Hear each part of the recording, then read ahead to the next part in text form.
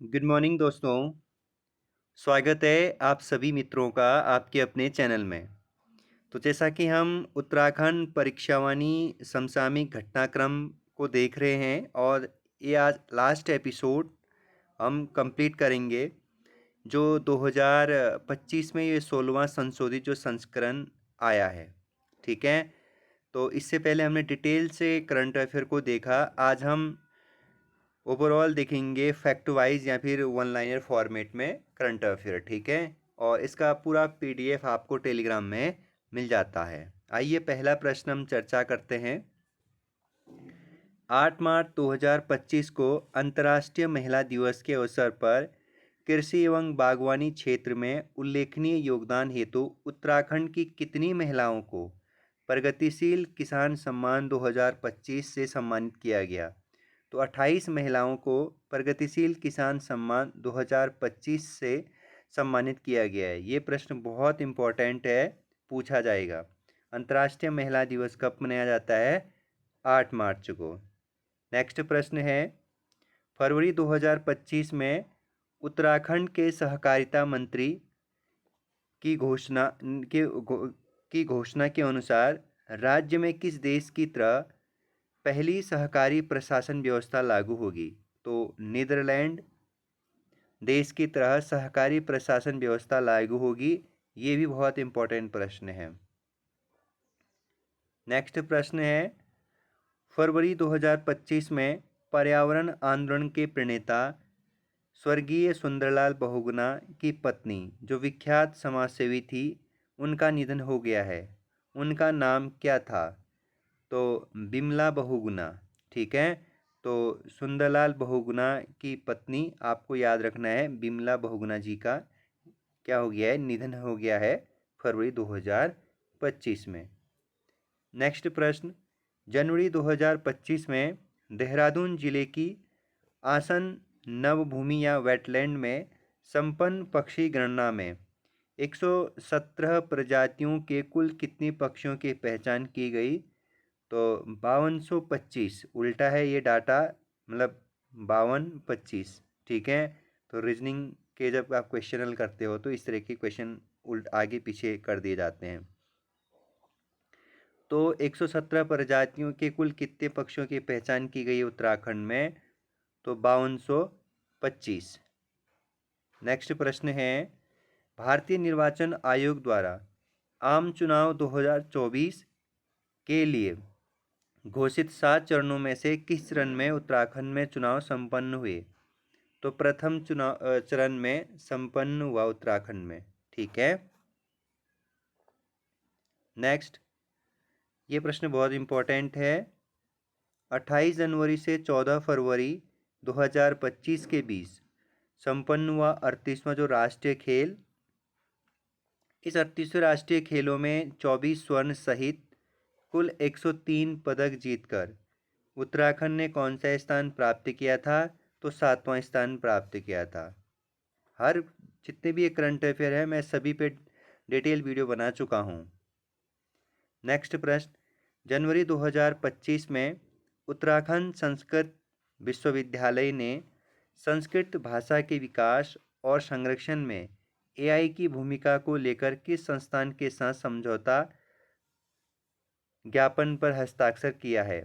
तो आईआईटी रुड़की के साथ, हरिद्वार में है तो याद रखिएगा, आईआईटी रुड़की के साथ संस्कृत भाषा के विकास और संरक्षण के लिए दोस्तों एआई की भूमिका को लेकर आईआईटी के साथ क्या किया? उत्तराखंड संस्कृत विश्वविद्यालय ने एक समझौता ज्ञापन पर हस्ताक्षर किया है। ओके, नेक्स्ट प्रश्न, जनवरी 2025 में मुख्यमंत्री ने किस जिले में 5 दिवसीय वीर शिरोमणि माधो सिंह भंडारी राजकीय औद्योगिक कृषि विकास मेले का शुभारंभ किया? तो टिहरी गढ़वाल में किया। ठीक है, याद रखिएगा, ये प्रश्न बहुत इंपॉर्टेंट है ये भी। नेक्स्ट प्रश्न, राष्ट्रपति ने उत्तराखंड के किस पैराशूटिंग कोच को द्रोणाचार्य अवार्ड से सम्मानित किया है? तो सुभाष राणा। मोस्ट इम्पोर्टेंट लगा दीजिएगा आप। ठीक है, तो राष्ट्रपति ने उत्तराखंड के किस पैराशूटिंग कोच को द्रोणाचार्य अवार्ड से सम्मानित किया है? तो सुभाष राणा को। नेक्स्ट प्रश्न है, हाल ही में किस देश ने देहरादून में अंतर्राष्ट्रीय व्यापार मेले एवं पर्यटन महोत्सव कराने की घोषणा की है? तो नेपाल देश ने।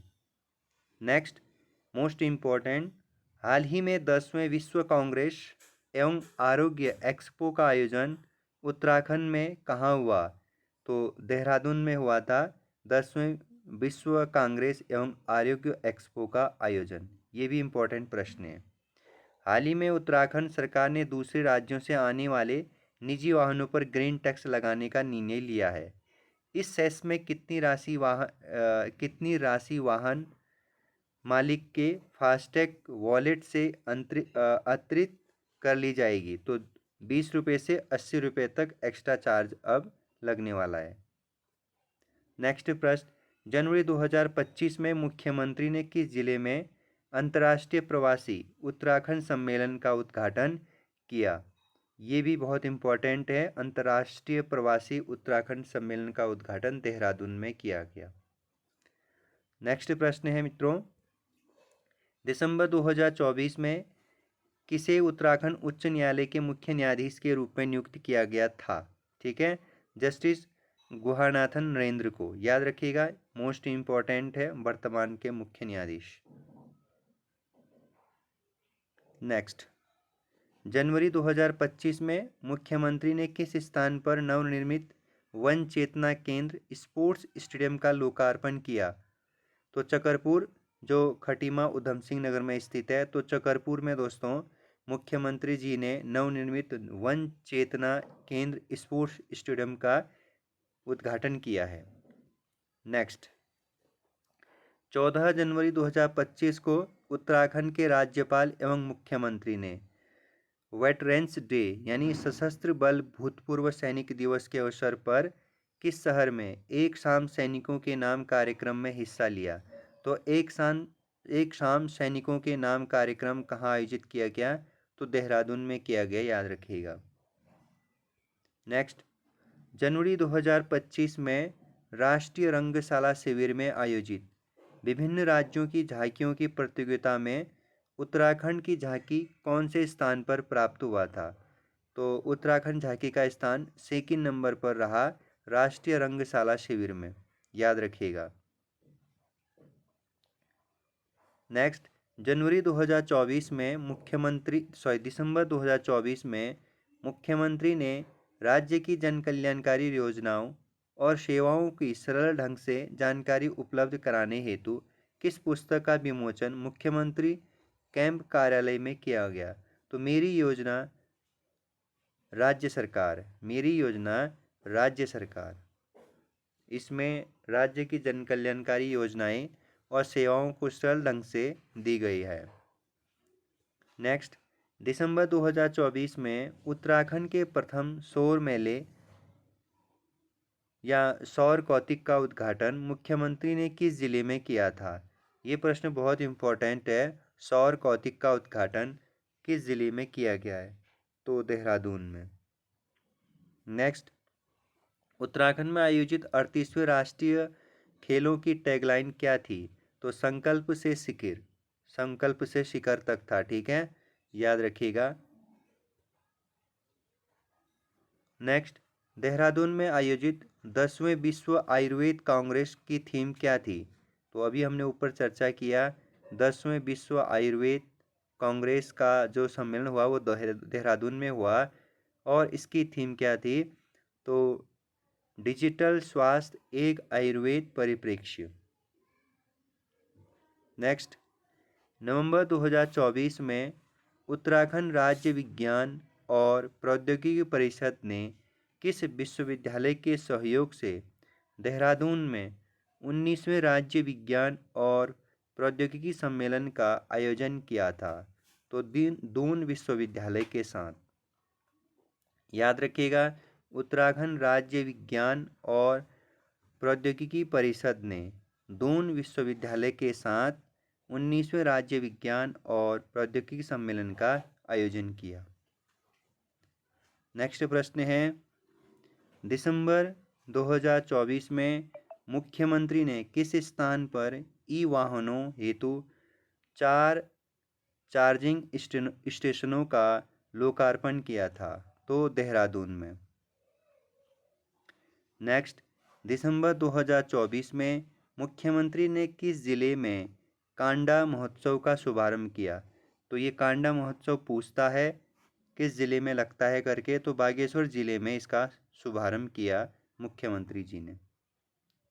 नेक्स्ट प्रश्न है, दिसंबर 2024 में उत्तराखंड के मुख्यमंत्री ने पहली जौनसारी फीचर फिल्म का प्रोमो व पोस्टर लॉन्च किया था।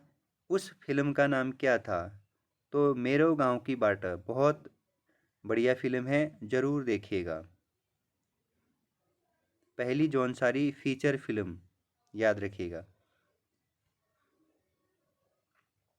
नेक्स्ट प्रश्न है, दिसंबर 2024 में गोल्डन स्पैरो ट्रस्ट ने उत्तराखंड के किस समाजसेवी को राष्ट्रीय प्रतिभा सम्मान पुरस्कार 2024 से सम्मानित किया गया था? तो सुशील बहुगुणा जी को गोल्डन स्पैरो ट्रस्ट ने उत्तराखंड के किस समाजसेवी को राष्ट्रीय प्रतिभा सम्मान पुरस्कार, तो सुशील बहुगुणा जी को राष्ट्रीय प्रतिभा सम्मान दिया गया है। किसने दिया है? गोल्डन स्पैरो ट्रस्ट ने, याद रखिएगा। नेक्स्ट प्रश्न है, नवंबर 2024 में उत्तराखंड के 13वें डीजीपी के रूप में किसे नियुक्त किया गया? तो दीपम सेठ। तो वर्तमान में उत्तराखंड के डीजीपी कौन है? तो आपको याद रखना है दीपम सेठ। आज के सेशन का लास्ट प्रश्न करेंगे, नवंबर 2024 में मसूरी देहरादून के प्रसिद्ध पर्यटन स्थल कंपनी गार्डन का नाम बदल दिया गया है। वर्तमान में इस स्थान का नाम अब क्या रखा गया है? तो अटल उद्यान। तो याद रखिएगा, मसूरी देहरादून के प्रसिद्ध पर्यटन स्थल कंपनी का गार्डन का नाम क्या कर दिया गया है? अब अटल उद्यान कर दिया गया है। ठीक है दोस्तों, तो ऐसे ही एक पेज ये है, एक पेज ये है और एक पेज ये है। अभी 2 पेज और बच गया है। मैं इसका पीडीएफ आज ही अपलोड कर लूँगा टेलीग्राम में। ठीक है, आप पूरा का पूरा वहाँ से देख सकते हैं, लेकिन इसके आगे आने वाले जो 2 एपिसोड होंगे उसे भी ज़रूर देखिएगा, क्योंकि एक एपिसोड लगभग 12 मिनट का बन रहा है, जबकि मैं तेज़ी से पढ़ाने की कोशिश कर रहा था। आज मैंने सोचा कि इसी वीडियो में कंप्लीट हो जाए तो अच्छा होगा करके, लेकिन नहीं। तो अगर हम एवरेज 11 का मानते भी हैं मिनट का एक वीडियो, तो 33 मिनट में ये वीडियो बनेगी तीनों पेज का। ठीक है, तो इससे अच्छा हम छोटे छोटे वीडियो ही बनाएं। ठीक है, तो जिससे कि ज़्यादा दिक्कत भी ना हो और लंबी वीडियो देखने का उतना मन भी नहीं करता, तो 12 मिनट आप इजीली 1.5 में करके स्पीड बढ़ा करके आप पढ़ सकते हैं। ठीक है, तो हम कल आएंगे यहाँ से आगे वीडियो ले करके, और इसकी पीडीएफ आज ही अपलोड हो जाएगी टेलीग्राम में। ठीक है, कंप्लीट। इससे पहले जहाँ तक पढ़ाया था वहाँ तक मैंने भेज दिया था, और अब यहाँ वहीं से आगे भेजूँगा। ठीक है, तो तब तक अपना ख्याल रखिएगा। बाय बाय दोस्तों, धन्यवाद।